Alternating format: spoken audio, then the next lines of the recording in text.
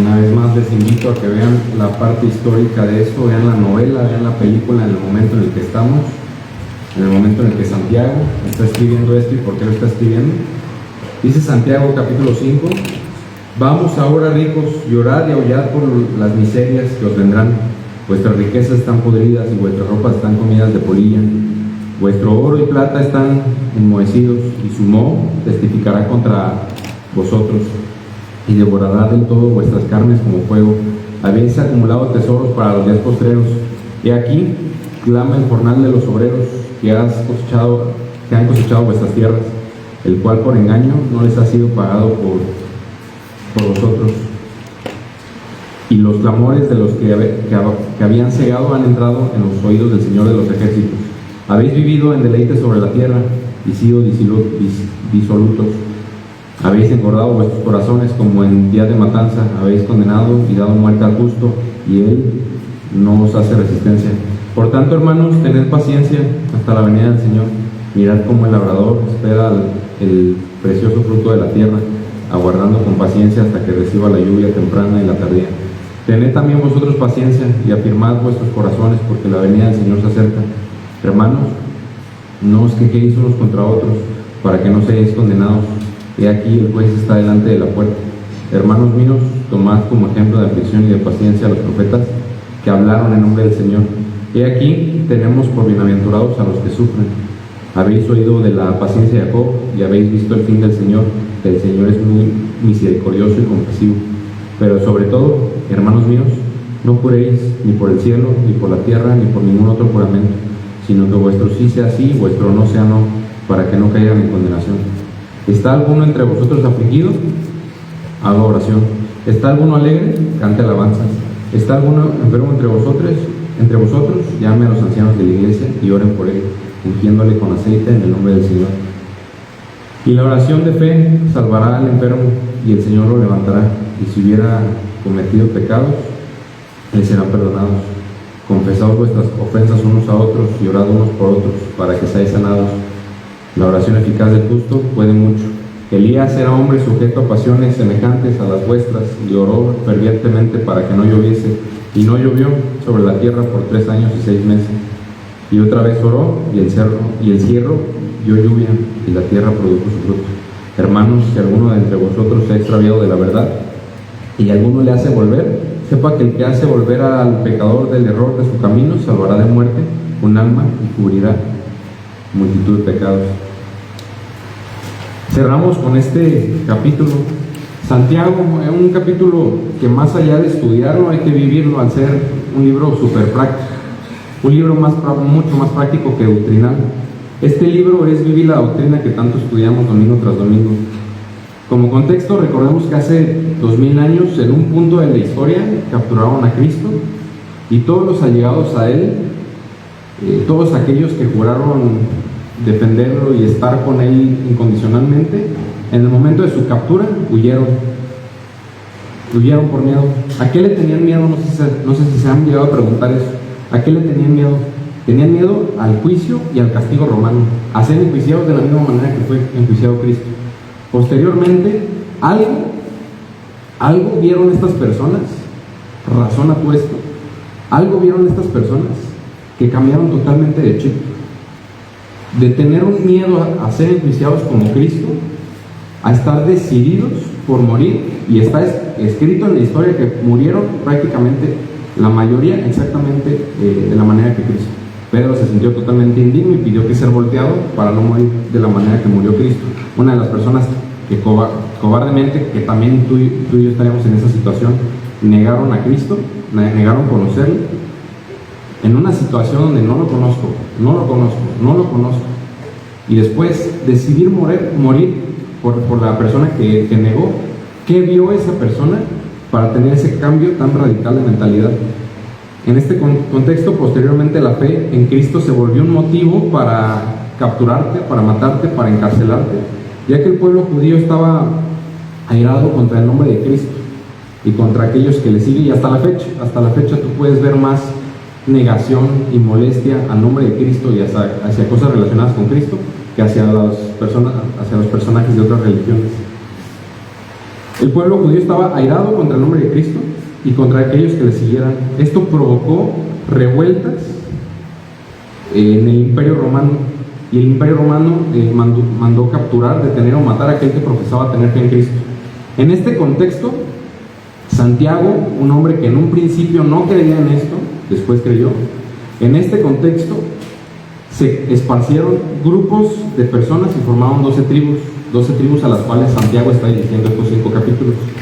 Y a mí me llama la atención el ojo que tuvo Santiago dentro de la iglesia, dentro de las tribus, porque puso su ojo en cómo vive el cristiano día a día. Santiago puso a un lado la disciplina cristiana, puso a un lado los hábitos cristianos de venir, sin restarles importancia, de venir, de escuchar, de estudiar, y puso el foco en sí está bien que te congregues, sí está bien que no faltes, sí está bien que te guste aprender, pero ¿cuánto lo practicas? Todo lo que te enseñan, ¿cómo lo practicas y cada cuándo lo practicas? Ese fue el ojo en donde se enfocan estos 5 capítulos Santiago. Capítulo 1, Santiago hace énfasis en cómo el creyente verdadero debe afrontar los problemas, qué actitud y de qué manera tiene que afrontar cada problema que se le cruza. Tiene que haber una manera espiritual de cada persona que se considere creyente de afrontar los problemas. Capítulo 2, Santiago percibe que muchos dicen tener fe, eso pasaba hace 2000 años y sigue pasando en esta misma iglesia y en muchas otras.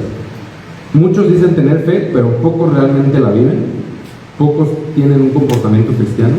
Capítulo 3, y aquí es donde para mí empieza como que lo bueno, por así decirlo. Capítulo 3, el enfoque básicamente es: si no tienes nada bueno que decir, mejor no digas nada. Nos hace énfasis en el capítulo 3 en el cuidado de la lengua, en cuidar lo que decimos, en la importancia de entender que lo que sale de nosotros es un reflejo de lo que somos.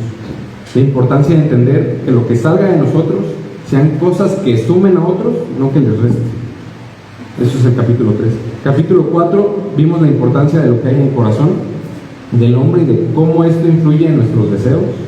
Y al tener un corazón contaminado, esto nos va a influir en muchos caminos y decisiones que queremos tomar en nuestra vida. Y también nos hace énfasis en el uso, en cómo usamos nuestra bocota, otra vez, al no estar hablando de otros. Dice en el capítulo 4, hermanos, no murmurar de otros hermanos. ¿Qué observó Santiago? ¿Qué vio en la iglesia? Que va a dedicar 3 capítulos de su carta al uso de nuestra bocota. 3 capítulos, en unos menos que otros. Mientras Santiago está hablando de ciertos temas, les recuerden, no hablen unos de otros. O sea, Santiago está hablando del tema que tú quieras, espiritualmente hablando, y de repente se desvía poquito y no hablen unos de otros, cuiden su lengua, no abran la bocota además, no se metan en problemas. Este capítulo 5 es un cierre de cómo vive el creyente verdadero. Del versículo 1 al 5, muchos toman, que habla de los ricos, muchos toman capítulos como estos para enseñar que las riquezas son malas, sin entender el contexto, ignorando completamente el contexto y tomándose literal lo que dice aquí. Santiago no es que piense que tener bienes es malo, sino el uso y la actitud que tenemos tras tener esos bienes. No es el dinero, es lo que hace el dinero con nosotros, que a muchas personas el dinero los transforma para mal. Y a lo largo del Nuevo Testamento corroboramos esto que les digo. Pablo se los decía en Éfeso también, a las mujeres ricas. ¿Por qué? Por la actitud humillante que tenían hacia otras, por la actitud despectiva que tenían hacia otros. Había opresión económica. Los ricos, no por ser ricos, sino porque eran una basura de personas, trataban mal a los pobres, no por ser pobres. No era el tema de lo económico, sino lo que esa economía hacía en el corazón de estas personas. En este contexto, una persona de pocos recursos, viendo esta actitud de sus hermanos en la fe ricos, viendo en el contexto histórico persecuciones, encarcelamientos por predicar a Cristo, ataques, no se iban a desanimar, en su camino de la fe. Por eso, dentro de este contexto, a todo aquel que estaba hundiéndose espiritualmente, que estaba en desánimo, este capítulo les recuerda algo: ten paciencia por la venida del Señor. Ten paciencia por la venida del Señor. ¿Por qué? ¿Por qué dice esto? Ten paciencia por la venida del Señor, y esto hacer. ¿Por qué les dice esto? Porque cuando ese momento llegue, si no crees en ese momento, no se quedes aquí. Si crees, en ese momento, cuando llegue, las riquezas no van a servir de nada. Para ese momento nuestros bienes, nuestros contactos van a ser un cero a la izquierda. Para ese momento, todo aquello por lo que nos esmeramos y nos esforzamos a trabajar, ese carro que tanto nos costó, esa casa que tanto nos costó, los muebles, todo aquello que tanto nos costó conseguir, no va a valer nada. Nada. Por eso, tener paciencia. En algún momento todo lo que conseguimos aquí en la tierra va a ser basura. Y lo que va a valer la pena es la inversión espiritual a la que el creyente invirtió. Y algo que me pegó a mí, es que en este camino de salvación nadie camina solo. Nadie camina solo. No es solo tu salvación, sino también la de otros. Para todas aquellas personas que se fueron de la iglesia, que se han alejado de la iglesia, mi percepción personal, yo creo que algunas de las personas que se fueron, sí hay algún verdadero creyente. ¿Qué nos dice el 19 al 20? Versículos 19 al 20.